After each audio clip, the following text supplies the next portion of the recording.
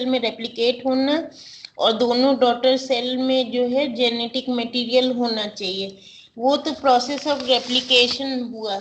और जो transcription translation जो है, इसमें ट्रांसक्रिप्शन में जो है ट्रांसक्रिप्शन ट्रांसलेशन ये भी जो है रेप्लिकेशन के अंदर ही आता है, क्योंकि जेनेटिक मटेरियल की किस तरीके से कॉपी बनती है वो इसमें आता है। कि मतलब जो है डीएनए का डबल हेलिक्स है और डबल हेलिक्स के दोनों, वो जो पीपीटी में दिखाया था कि दोनों स्ट्रैंड पहले जो है सेग्रीगेट हो गए और फिर दोनों स्ट्रैंड में जो है एक एक न्यूक्लियोटाइड आता जाता है और दोनों स्ट्रैंड के कॉम्प्लीमेंट्री स्ट्रैंड बन जाते हैं। तो दोनों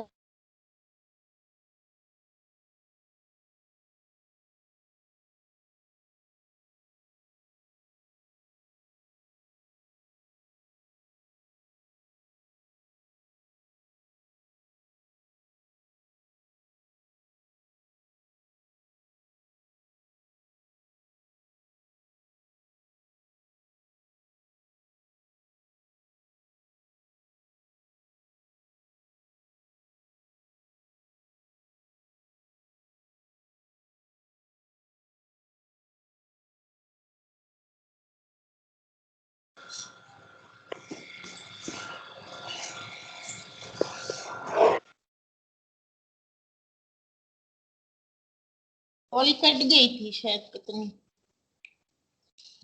अभी सुनाई दे रहा है? Yes ma'am. हाँ, तो ट्रांसक्रिप्शन ट्रांसलेशन जो है वो रेप्लिकेशन का ही एक पार्ट है। रेप्लिकेशन का तो मीनिंग होता है कि वन सेल से डॉटर सेल्स बनना और दोनों डॉटर सेल में जो है जेनेटिक मटेरियल होना चाहिए, तो वो तो रेप्लिकेशन हो गया पूरा।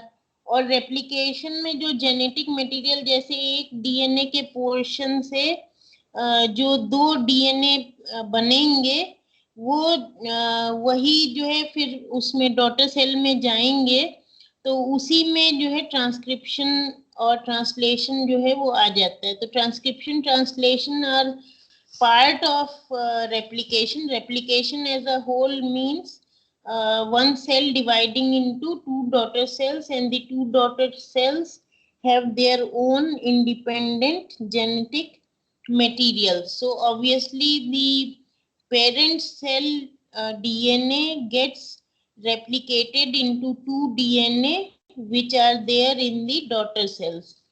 That is replication. अब इसमें ट्रांसक्रिप्शन ट्रांसलेशन पढ़ाना है। रेप्लिकेशन का ओवरऑल भी जो है इसमें दिया हुआ है। अब पहले फिर वही शुरू से स्टार्ट करते हैं, central dogma of molecular biology से। तो जो अभी बताया था पिछले लेक्चर्स में कि genetic material is stored in the form of DNA in most organisms, ये इसी से बता रहे हैं पीडीएफ से। In humans, the nucleus of each cell contains 3 into 10 to the power 9 base pairs of DNA distributed over 23 pairs of chromosomes. ठीक है, तो मतलब ईच सेल में, एक सेल में 23 पेयर्स ऑफ क्रोमोसोम्स हो गए, और इन क्रोमोसोम्स के ऊपर जो है जो डीएनए इन क्रोमोसोम्स में रहता है, उसमें रफली 3 into 10 to the power 9 इतने बेस पेयर्स होते हैं। क्योंकि डीएनए में जैसे बेस पेयर्स होते हैं, तो अगर हम बेस पेयर्स से डीएनए की लेंथ काउंट करें तो 23 क्रोमोसोम्स के ऊपर जो स्प्रेड आउट डीएनए होता है, उसमें 3 into 10 to the power 9 base pairs होते हैं। तो इतने जो है लाखों जो है करोड़ों बेस पेयर होते हैं, और ये 23 क्रोमोसोम्स के ऊपर स्प्रेड आउट होते हैं। और हर सेल में जेनेटिक मटेरियल की दो दो कॉपी होती हैं। अब ये जो पूरा जो दो दो कॉपी, हर सेल में दो दो कॉपी होती है, 23 क्रोमोसोम होते हैं, उसमें इतने सारे बेस पेयर होते हैं डीएनए के, तो सब कलेक्टिवली मिला के इसी को ह्यूमन जीनोम कहते हैं। और एक अगर ह्यूमन जीनोम को देखें तो ह्यूमन जीनोम में जीनोम बड़ा होता है, जीनोम के बाद में जीन आता है, तो एक जीनोम में करीब 30,000 जीन्स होते हैं और हर जीन जो है वो कोई ना कोई प्रोटीन को एनकोड करता है। एक्चुअली वन से ज्यादा प्रोटीन्स को एनकोड करता है, क्योंकि अभी जैसे ट्रांसक्रिप्शन में पढ़ोगे तो वो उसमें कभी कभी जो है वो स्प्लाइसिंग पे डिपेंड करता है, तो कभी कभी एक से ज्यादा यूनिक प्रोटीन्स बन जाते हैं, या फिर एक ही के जो है डिफरेंट जैसे सब टाइप्स बन जाते हैं। तो मतलब कम से कम 30,000 प्रोटीन्स फॉर्मेशन की इंफॉर्मेशन जो है वो हमारे जीनोम में होती है, क्योंकि 30,000 जीन्स होते हैं और हर जीन पे कम से कम एक प्रोटीन के एनकोड करने की इंफॉर्मेशन तो होगी ही होगी। तो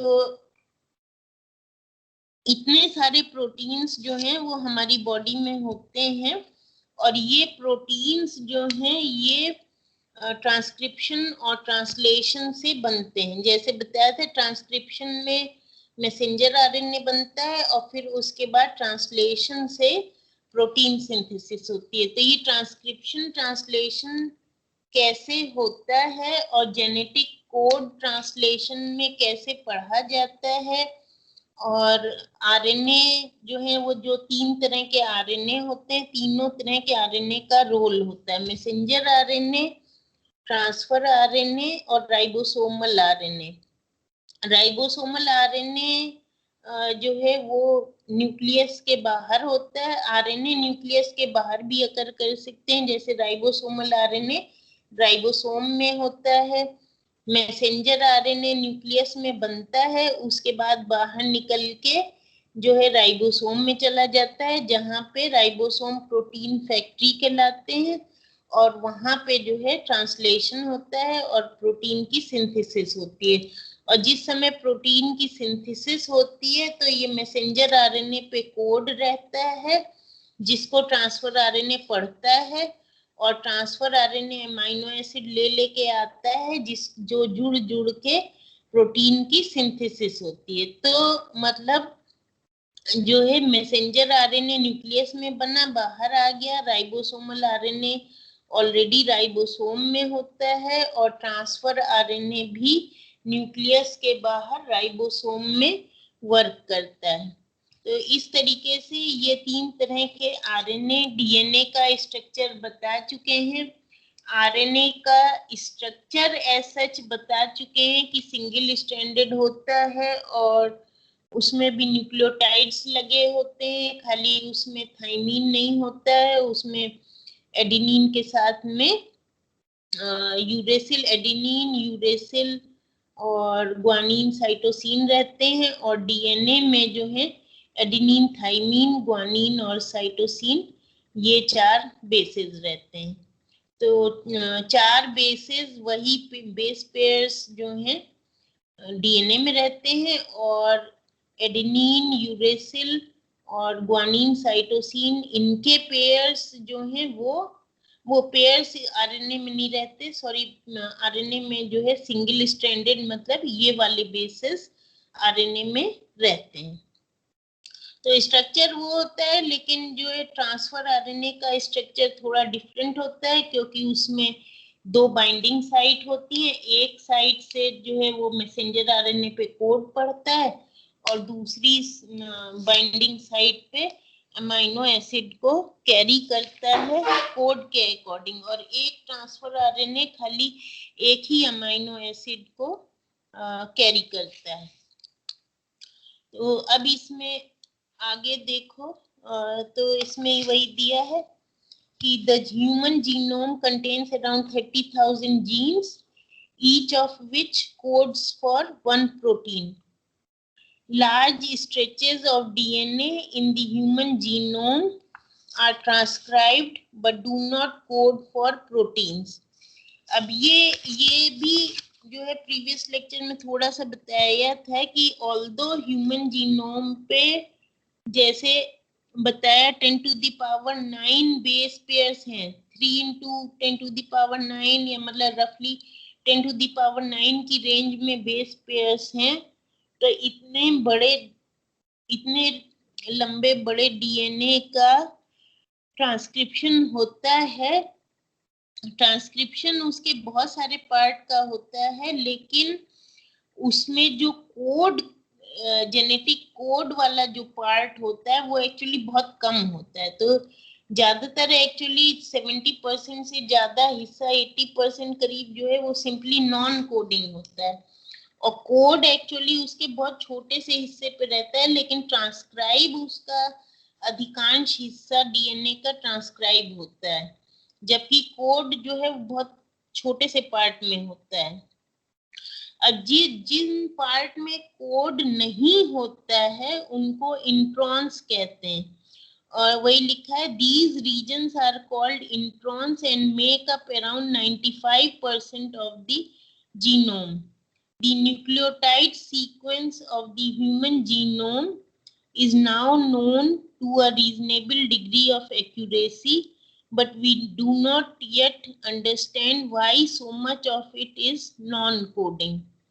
तो मतलब 80% से भी ज्यादा जो है, 90% से भी ज्यादा नॉन कोडिंग वाला हिस्सा होता है, और अभी तक जो है ये कोई नहीं जानता, कोई नहीं बता सकता कि क्यों इतना सारा नॉन कोडिंग वाला होता है और कोड केवल एक छोटे से पार्ट पे ही होता है।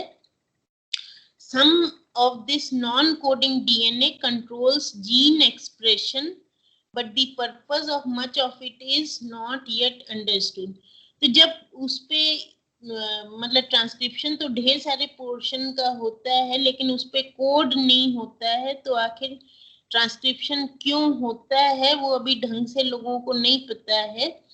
लेकिन जो है ऐसा माना जाता है कि कुछ जीन का एक्सप्रेशन जो है वो नॉन कोडिंग वाले से कंट्रोल होता है, क्योंकि जीन जितने एक्सप्रेस होंगे उसी के अकॉर्डिंग जो है प्रोटीन सिंथेसिस होगी। तो कहीं ना कहीं कुछ ना कुछ रोल तो होता है, जो ज्यादातर हिस्सा डीएनए का ट्रांसक्राइब होता है, कोड उस पे नहीं होता है, फिर भी ट्रांसक्राइब होता है, तो कुछ ना कुछ रोल होता है, लेकिन अभी वो बहुत क्लियरली नहीं अंडरस्टूड है। ये जस्ट इंफॉर्मेशन के लिए है। बाकी हम लोग जो है वो कोडिंग वाला जो हिस्सा है उससे कैसे ट्रांसक्रिप्शन ट्रांसलेशन होता है उसको आगे पढ़ेंगे।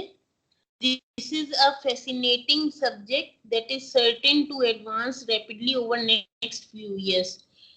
वो तो ठीक है, इसमें वही जीनोम, ह्यूमन जीनोम, और इसमें जो है फर्दर इंफॉर्मेशन पे ढेर सारा काम मॉलिक्यूलर बायोलॉजी में होता रहता है। सेंट्रल डॉगमा ऑलरेडी बता चुके हैं। सेंट्रल डॉगमा का मीनिंग हो गया the whole molecular biology is actually rotated around this. It rotates around this. This is the heart and soul of molecular biology. That DNA makes RNA, and then RNA makes proteins. Means transcription followed by translation. That is the main part of molecular biology, or the main aspects of biology, molecular biology, are transcription and translation, because without that there is no existence of molecular biology. The whole molecular biology deals with how the cells replicate, how the genetic material is replicated.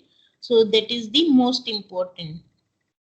Schematic इसमें दिखाया हुआ है। Schematic, अगर ये heart and soul, the central idea of molecular biology अगर बताएं, तो एकदम सिंपल फॉर्म में अगर बनाएं तो मतलब डबल स्ट्रैंडेड डीएनए से सिंगल स्ट्रैंडेड आरएनए बनना, जो कि स्पेसिफिकली एक्चुअली मैसेंजर आरएनए, इसीलिए ट्रांसक्रिप्शन लिख के उसके नीचे लिखा है, सिंगल स्ट्रैंडेड आरएनए के नीचे लिखा है mRNA, मतलब मैसेंजर आरएनए, और फिर वहां से ट्रांसलेशन के बाद जो है प्रोटीन बनता है, जो उसको एक सेकेंडरी स्ट्रक्चर की फॉर्म में दिखा दिया है। शीट्स और ये हीलिक्स बना दिए हैं, which stands for protein. So the transcription step followed by translation which leads to formation of proteins, is referred as the central dogma of molecular biology. This process by which DNA is copied to RNA is called transcription, and by which RNA is used to produce proteins is called translation.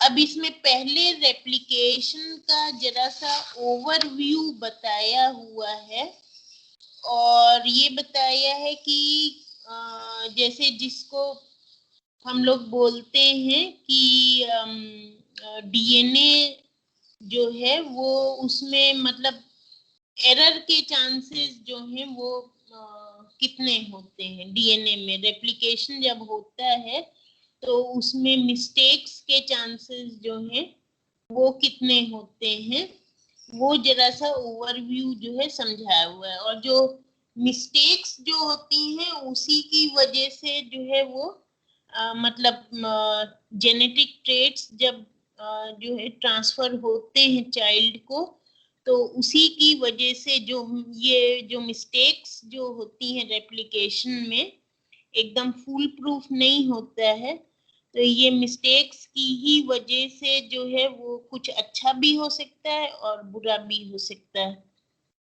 मतलब कोई अच्छा feature भी आ सकता है child में और कोई खराब फीचर भी आ सकता है, लेकिन इस पे किसी का कंट्रोल नहीं होता है। There are chances of mistakes in the replication, although it is very much foolproof, लेकिन फिर भी जो है there are some chances of mistakes. तो अब इसमें जो है जो ये अभी भेजा है व्हाट्सएप पे, सेकंड पेज देखो, डीएनए रेप्लिकेशन। तो ये जस्ट ओवरव्यू ऑफ रेप्लिकेशन है, उसके बाद फिर जो है ट्रांसलेशन, ट्रांसक्रिप्शन और ट्रांसलेशन जो है, ट्रांसक्रिप्शन, ट्रांसलेशन और ट्रांसलेशन में ही आ जाता है जेनेटिक कोड। उतना ही जो है आपको करना है। रेप्लिकेशन में ये है कि each time a cell divides, each of its double strands of DNA splits into two single strands। अब वो याद करो जो लास्ट लेक्चर में जो पीपीटी जो दिखाया था जिसमें लैडर की तरह बना था, कि डबल स्ट्रैंडेड डीएनए को लैडर की तरह सोचो और लैडर के दोनों जो हैं वो अलग अलग कर दिए, सीढ़ी के दोनों साइड के अलग अलग कर दिए, और बीच में जो सीढ़ी के स्टेप्स होते हैं वो बीच में से मान लो तोड़ दिए, दोनों साइड्स अलग अलग कर लिए, तो वो जैसे दोनों स्ट्रैंड हो गए डीएनए के, तो पहले अलग अलग हो जाते हैं, स्प्लिट हो जाते हैं, और उसके बाद हर स्ट्रैंड में कॉम्प्लीमेंट्री नया लग जाता है, और उससे जो है जैसे समझ लो एक सीढ़ी से दो सीढ़ी बन गई। कुछ उसी तरीके से डीएनए का रेप्लिकेशन होता है। तो DNA, double strand of DNA splits into two single strands. Each of these single strands acts as template for new strand of complementary DNA. तो जो दो में स्प्लिट हो जाएगा उनको हम टेम्पलेट कहेंगे। टेम्पलेट क्यों कहेंगे? क्योंकि उनमें नए कॉम्प्लीमेंट्री स्ट्रैंड जो है आके बनेंगे, और जिससे कि वो जो है डबल स्ट्रैंड उनका पूरा होगा। तो कॉम्प्लीमेंट्री वाले नए बनेंगे, और ये जो ओरिजिनल वाले के जो दो हिस्से अलग अलग हुए वो दोनों टेम्पलेट कहलाएंगे। As a result, each new cell has its own complete genome. This process is known as DNA replication. तो अगर कोई पूछे व्हाट इज, एकदम मतलब बिल्कुल शॉर्ट आंसर में, what is DNA replication? DNA replication is the process by which each cell divides into two cells, and the double-stranded DNA of original cell splits into two strands, and each strand acts as template and forms a new piece of DNA with complementary strand. So the two new cells have their own genome, and this process is called as DNA replication. ठीक है, ये लिख लोगे ना, ये DNA, what is DNA replication? ये तो इसी में वैसे दिया हुआ है, यही यहाँ तक आएगा इसमें, इस क्वेश्चन के आंसर में कि when a cell divides, each of its double strand of DNA splits into two single strands. Each of these single strands acts as template for new strand of complementary DNA. Each new cell then has its own complete genome. This process is called as DNA replication. ये इतना लिखा जाएगा. फिर replication is controlled by Watson-Crick pairing of the bases in the template strand with incoming deoxynucleotide triphosphate. इसका मतलब ये है कि जैसे ये नहीं है कि जब ओरिजिनल डीएनए के दोनों स्ट्रैंड अलग अलग हो गए जिनको हम टेम्पलेट कह रहे हैं, तो मान लो एक टेम्पलेट पे AGC है तो ए के सामने टी ही आएगा. ऐसा नहीं है कि आपकी जब नया स्ट्रैंड लगेगा तो ए के साथ में साइटोसिन लग जाए, ऐसा नहीं है. तो मतलब वो स्टैंडर्ड बेस पेयरिंग होती है वही जो दो हाइड्रोजन बॉन्ड और 3 हाइड्रोजन बॉन्ड वाली जो स्टैंडर्ड बेस पेयरिंग होती है कि एडेनिन थाइमिन के बीच में 2 साइटोसिन यूरेसिल के बीच